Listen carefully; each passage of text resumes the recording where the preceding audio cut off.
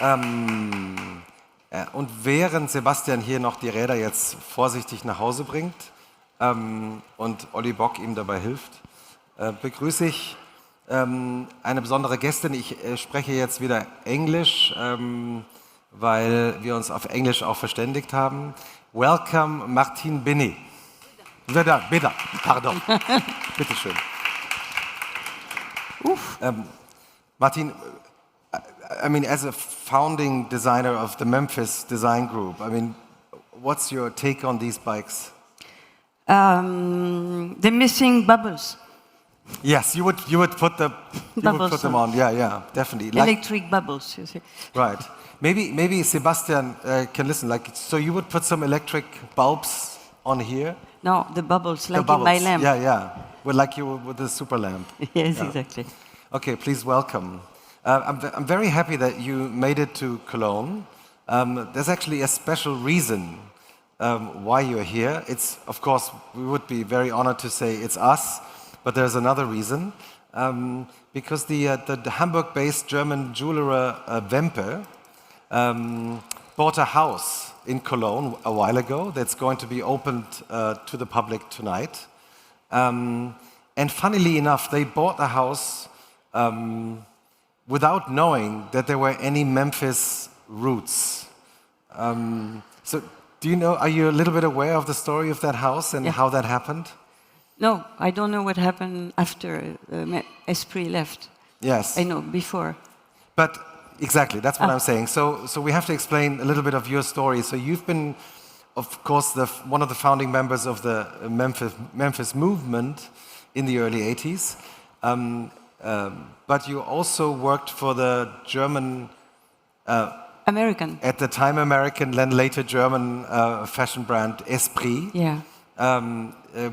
Esprit was based in Düsseldorf for a long time when it was a German brand. And it originally wasn't a German brand.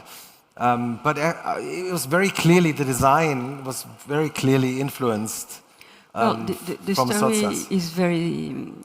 It's like every family story. Doug Tompkins, the founder of Esprit International, who was based in San Francisco, came one day in Milan and he met Ettore Sotsas and they became friends. And so he asked the studio of Ettore Sotsas to design the Esprit International stores here in Cologne and in Düsseldorf. But in this time, Esprit was American. That was just the shops and the offices who were here based in Germany, I think, for German and maybe for Europe. I don't know exactly. So it's the team of Ettore Sotsas who design with Ettore the shop. And of course, the shop has this language of Memphis with colors and spaces, but more language of Sotsas than the language of Memphis. Mm-hmm. And you, at the time when you were working with Esprit? I was I had my office in Milano, and I was the head for Esprit for the accessories design, the glasses, the bags, and of course the things that they were then marketing in the stores. But as I said, we were kind of a very a team and the friends, everybody, also with Doug. So we were moving for the exhibitions and for the opening of the store here in Cologne and first in Düsseldorf. And you haven't been to the house, as you told me before we went on stage. You arrived here in Cologne yesterday. Today. No, this afternoon, yeah. And we're going to see the house tonight. Yeah. Are you a bit excited about what you're going to experience? Because when Wempe bought the house, they didn't know about the history. That's funny. And they started to renovate the house, and then they found out it's a Memphis design object. They're lucky to have a very good architect who went to dig to know what was there before. Otherwise, we will never know. It would have just been destroyed and nobody would have ever known. Yeah. So now, when we talk about your story, you're an architect. You went to university in Paris and Florence. And at some point in your life, I guess you were in your early mid-20s. You met Ettore Sottsass. How did that actually happen? Actually, I had a scholarship paid by the Italian government to study architecture in Florence first. And in France, in the, I think it was end of 77, beginning of 78, everything was closed because everything was on strike. It's always like every other week. That was strong years. It was the years of Brigate Rosse. So when I say nothing was working, nothing was working. And so I was looking desperately for a teacher, an architecture teacher. And young people in the street, I was asking, do you know where I can find an architecture teacher? And they told me, yes, there is one very good, is teaching on Sunday morning in a restaurant, which is closed. And if you want to sit, you have to take your own chair. And there where I met Adolfo Natalini, one of the founder of the Radical designers. So there weren't enough chairs. Everyone had to bring their own chair. Yeah, but we were seated on the floor. We didn't care. And so it was a shock for me because I was coming from the French province where we learned very academic architecture. And so I went to talk to him, and I said, I'm just astonished by what I heard. So he said, okay, come to my studio and work with me. And the funny thing is that we made a competition for the Romenbergplatz in Frankfurt. And so we went with the car and blah, blah, blah, blah, blah. And then there was, in 1979, in Triennale di Milano, a big exhibition with two big mountains, radical designers with Sottsass, radical Archigram, Super Studio, and all of them. And in front of them, the academical designers, Bellini, Mangiarotti, Gaulenti, the one who were already working with the... And so I built a house, a real house. Real size? Real size, pink. And why pink? I like pink. Yeah, me too. And it was a house like the houses we could see in Mexico, with kind of a charabier like this. And inside I designed a chair with lamps. And that chair now, this year, has been bought by Centre Pompidou, finally. Fortunately now, because in about 10 years, we'll never see it.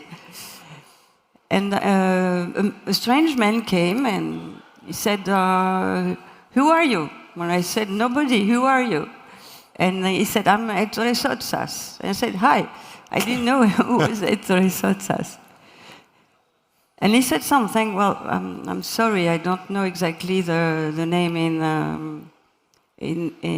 English. I will tell it in Italian, like this, probably nobody, I hope, will understand. And he said, what do you want to do? And I said, maybe I can come to Milan and work with you.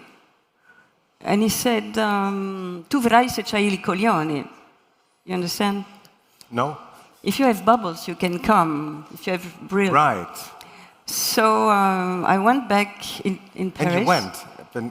You went?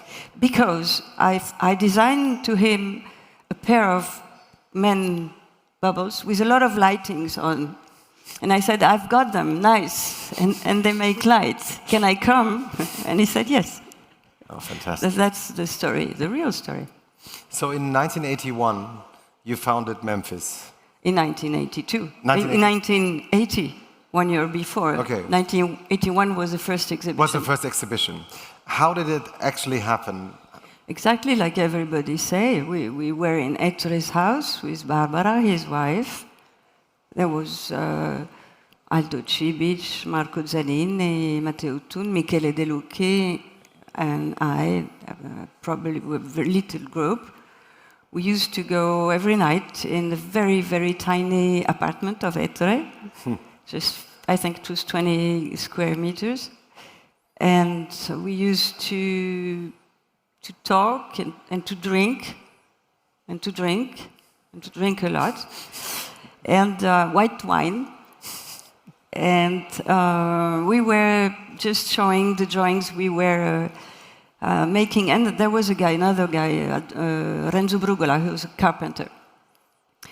And we were just taking the drawings we were used to do all day long, every day long. We were just drawing things, objects.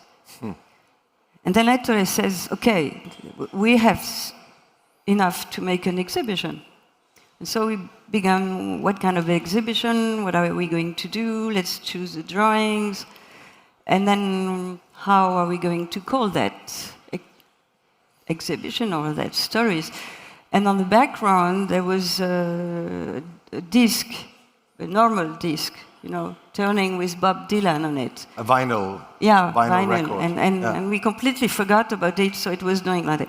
Memphis blues again, and Memphis blues again, and Memphis blues again. So it's like Memphis. That's how it happened. Yeah. When were you aware, did you become aware of the enormous effect of Memphis? The day of the exhibition. Oh, really? Because we went with, I went with a car with Sotsas, and we arrived at the corner of the gallery where we were exhibiting, and there was an incredible mess. All the cars were like this, an autobus was like that, there were hundreds of people, and we thought it was a bomb, because as I told you, that was the years of the end of Brigate Rosse. So we thought it was a terrorist attack. Brigado Rosso. And we were very worried, and we said, oh gosh, what's happening? In a way, it was kind of a Pacific terrorist attack. It was Memphis. Wow. And we don't know how it happened, actually. We don't know. Then Memphis became sort of a global design phenomenon. Yeah. And it especially became very popular in Germany. Yeah. Why do you think did it struck a nerve in West Germany of the 1980s? I don't know. I don't know. It happened the same in America. It happened the same in Japan. It was crazily famous like this too. So I probably think it's everywhere. It was the same story. We were in years of a huge crisis, idealistic crisis, revolutionary crisis. Young people were very much involved against the consumerism, probably very much more than now. We were not talking yet about ecology, but probably the situation was very, very dark and serious. So when we arrived with our colored pieces, maybe it was kind of fresh air. Mm-hmm. I mean, your work is now part of the collections at the MoMA in New York, and Victoria Albert in London, and Centre Pompidou, of course, also in Paris. And your most famous object, your most famous work is, of course, the super lamp that we all know. Like everyone in the world, if you mention the super lamp, is the bulbs. And how did you come up with the idea? I always wanted a dog, and I was always traveling a lot, and moving with my pieces in my little cars. So I never got a dog, and so I had this idea of just training my lamp with me. So I put the 4 wheels and the cable, so I could have it like the kids.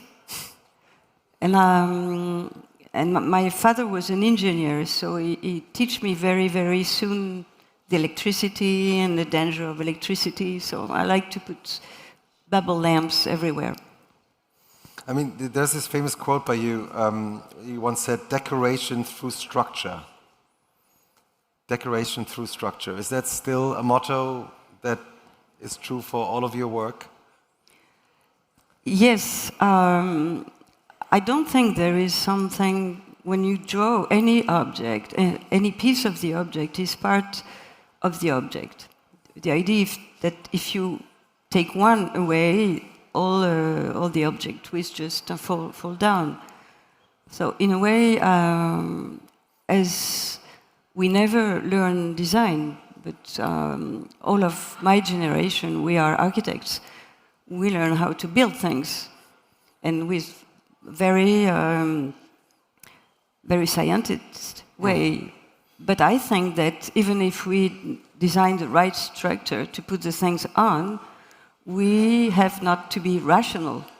And so we can build a building or whatever with a structure which is raising everything, but can be designed differently, in a funny way. Later on, you've also started a project, or work on a project with children plays, because you said, well, we don't take the idea of children plays seriously on a design level, jeux d'enfants. Tell us a bit about that project and how it came about. Wow. In 2000, in France, they decided to make an enormous event for changing from 99 to 2000. A cultural enormous event.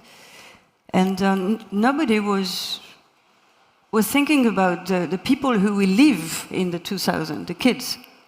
Everybody was making art collections, exhibition, or historical exhibition, or everything very boring for kids. So I proposed a project, and it was accepted to ask artists and designers and architects to design playground pieces. And it never got turned into a commercial project, although you... No, did I get that right? Or? No, but the collection, they have been just one piece. It turns around a lot of cities around Europe.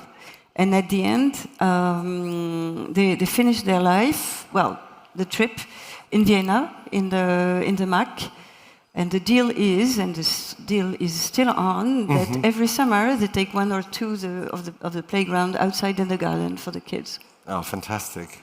Now, Memphis had become this global phenomenon, and it was a big success story. And of course, you know, your name will always be connected with the movement.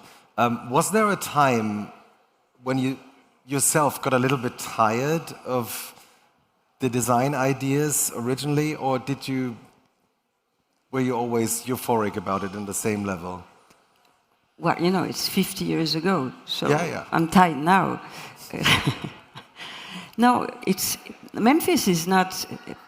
Now we are wrong. We think that Memphis is something on fashion, and it's easy, colors, some black and white stripes, and we got Memphis. Memphis was a way of thinking. It was a way of breaking the idea that if you buy a Wi-Fi, and if the Wi-Fi is pink, the Wi-Fi will not work because it's pink.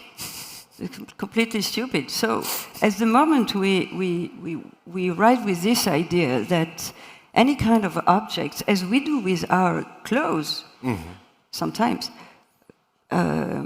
doesn't change. The idea is that the color is something very serious, but it has another meaning, another function, the function of making people happy. So Memphis, anyway, has been completely forgotten for 20, 30 years. So we were okay. We didn't need to go and make conferences about Memphis. It was nice. But then for a few years there's been a massive comeback. There's been Ettore Sotta's shows. Because he died. Do you think it's because he died? That we speak about Sotta's, yes. Yeah. Because he got to the end of his life, so he became an enormous phenomenon. Unfortunately, more after than before. Memphis, it's normal. 10 years ago, the 70s were on fashion. Now we are on the 80s. Next week, next week, actually, you're right. Next week will be the 90s. Yeah. Do you have a favorite object by Sotta's? By Ettore, I have at home one of his furniture, which is yellow. His name is Mahabharata, with all the golden handles. That's beautiful. One of my favorite objects of yours is, of course, Charlotte, Oh, the sideboard. yeah. How did you come up with the idea for that famous sideboard? Charlotte is a piece of furniture which is round, like this. I designed it when I was pregnant. And and you call it Charlotte because it's your daughter? No, I had a boy. Yeah, exactly. So how come with the name Charlotte? Because Charlotte is also a cake. You know the Charlotte? The cake is like this with fruits and colors. Fantastic. Anyway, every pieces of Memphis, all of them had to have a name of a hotel existing in the world. That was the rule. Who came up with that rule? Was We it came you out, or- all together.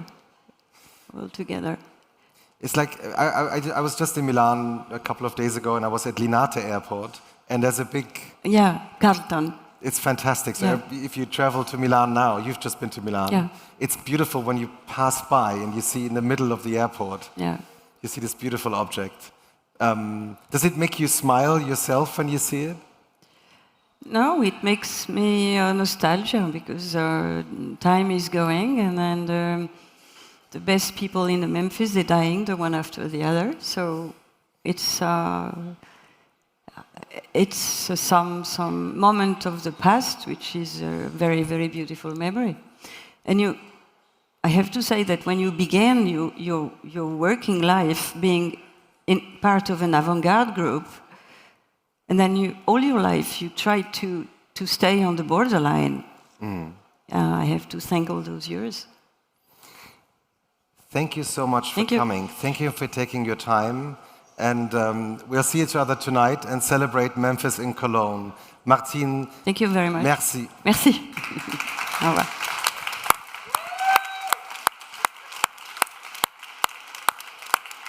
Wow.